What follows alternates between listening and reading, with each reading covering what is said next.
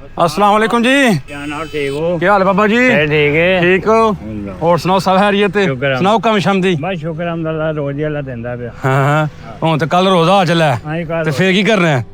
ਫਿਰ ਵੇਖੋ ਹੁਣ ਹਾਂ ਭੁੱਜੇ ਚਣੇ ਤੇ ਘਰ ਭੁੱਜੇ ਚਣੇ ਰੱਖ ਪੈ ਜੋ ਚਲੋ ਬਿਸਮਿਲ੍ਲਾਹਿਰ ਰਹਿਮਾਨਿਰ ਰਹੀਮ। अस्सलाम वालेकुम ਸਾਰੇ ਭੈਣਾਂ ਭਰਾਵਾਂ ਨੂੰ। ਬਸ ਬਾਬਾ ਹੁਣ ਨਾ ਲਾ ਕੇ ਦਿੱਤਾ ਸੀ ਰੋਜ਼ਗਾਰ ਹੈ ਹਾਂਜੀ ਹਾਂਜੀ ਲਾ ਕੇ ਦਿੱਤਾ।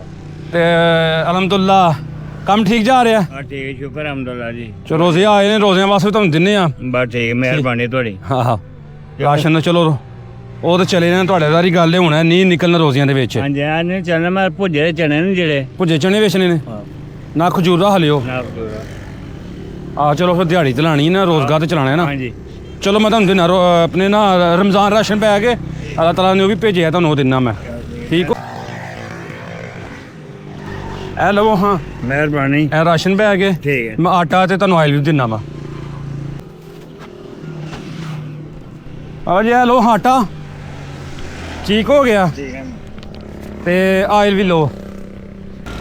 ਇਹ ਲਵੋ ਆਇਲ ਠੀਕ ਹੈ। ਠੀਕ ਹੈ ਨਾ ਮਿਹਰਬਾਨੀ।